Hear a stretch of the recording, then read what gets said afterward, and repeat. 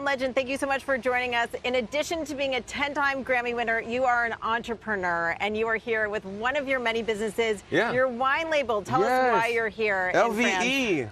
This is my rosé. This is our second year doing a rosé, but we've also been doing a Cabernet Sauvignon, a Chardonnay for 4 or 5 years now, and we expanded into doing some sparkling this year too. Sparkling white and sparkling rosé. And so what led you to launch a wine business? You're so entrenched in the music business, the entertainment business. Why wine? Well, I've always loved wine personally, but also I felt like wine and my music kind of went well together. And my fans would tell me that, and so many of my fans would tell me they would have a glass of wine and listen to my albums, and I just felt like there was some chemistry between the two, and I felt like I should take advantage of that. And so I was looking for a partner to work with, and we found Jean-Charles Boisset and Raymond Vineyards based up in Napa Valley. Started working with them and developing these wines together, developing the brand LVE, and it's been so much fun to do it. One thing I think people may not realize about you is before you became a full-time musician, you worked at Boston Consulting Group for 3 years. So how did that experience influence your approach to entrepreneurship and to working in these different businesses? I think it just helps you to have a better business acumen and ask the right questions, hire the right people, understand how to interact with other business people.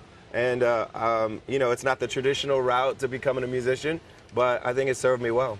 And did it serve your approach to the actual music industry itself? I mean, there's so many different pieces of it, the recording, the touring, now you have these streaming music services. How did that influence your music career? I think all in all, I think it raised the bar for me for the type of people I want to work with, because it was such a high quality of kind of colleagues and peers that I would work with there. And it made me just realize these are the types of people I want to surround myself with, even in the music business, which may not be as known for that. Just really high quality, intelligent people, people who are nimble, people who are conscious of what's going on in the world, conscious of kind of new developments and the way the business is evolving.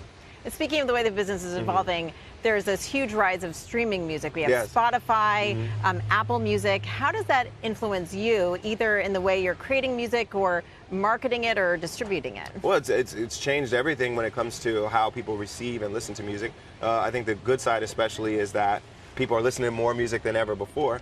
But of course, the business has kind of stumbled and tried to figure out how to monetize that. But I think we're coming into our own now where everybody's figuring out that, this can be a lucrative area for us as musicians, and we just have to make the most of it.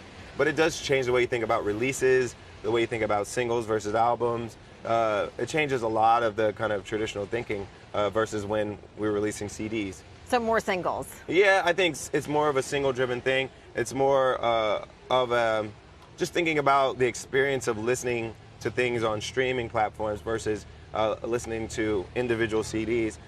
You just have to think about the way the consumer is going to receive the music more now. Now, you also have a big entertainment business, and you just signed a new deal with ABC Studios. Now, we have all these streamers here. What made you decide to go with a traditional broadcast network? Well, we didn't sign with the network itself. We signed with ABC Studios, which allows us to sell to all kinds of platforms. But of course, Disney owns it, and they'll have plenty of places for us to distribute the content we create there, but it can be distributed other places as well. Also worth noting, you also have a movie with Netflix. Yes. What's it like working on all of these different platforms, including the new digital ones? Well, for us, the content is the most important thing, so we care the most. So my company's called Get Lifted Film Company.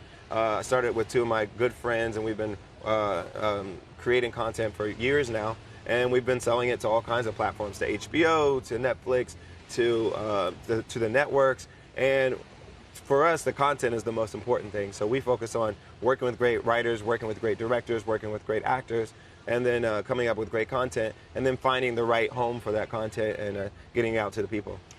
Now, I have to ask you about the advertising story here. Procter Gamble is here. We just spoke to their Chief Marketing Officer, Mark Pritchard, yesterday, and they are very excited to announce a big partnership with you. What is your relationship with Procter Gamble going to be going forward? Well, we're going to create some branded content together. We've been doing a lot together in the past already. I worked with them on Pampers, and that's been a lot of fun. We're going to announce a new collaboration with me and them for SK2 as well. And so we're going to work with several other brands and develop some content together.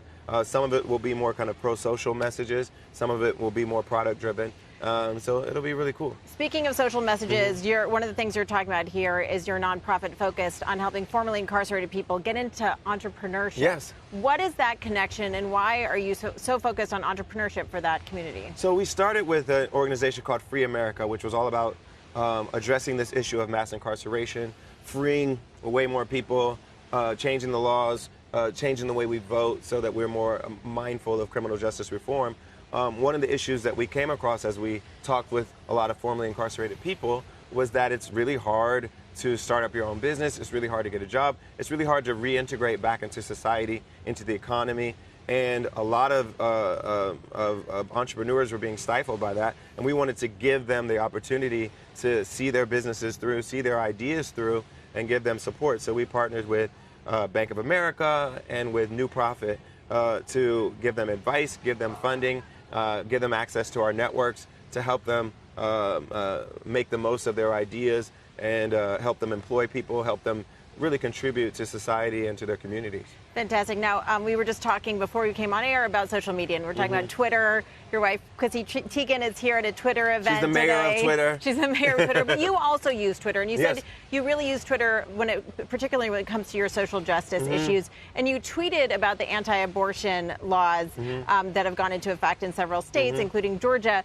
Why did you decide to weigh in on that issue, and what do you hope to accomplish with that? Well, I care about freedom, and I believe that it's important for women to have equality in our society, and the only way they can, among other things, is to have control over their bodies and when and with whom they decide to have a child. And if they don't have that basic freedom, it's hard for women to be free in any other realm.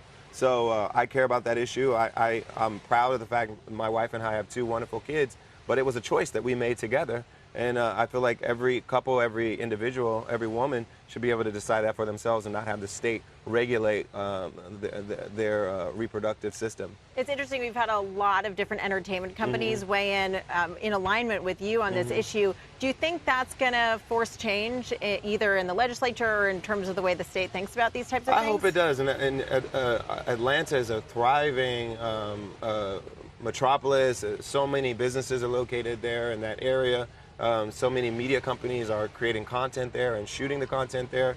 And I think a lot of them are putting pressure on the governor to say, you all need to reconsider where you're going, taking the state backwards when you could be, they've always claimed to be the new South and be kind of on the forefront of all these great businesses and great technologies and all these other things. But you can't move the state backwards in that area and expect to continue to be considered a place of, the new South and modernity and progressiveness.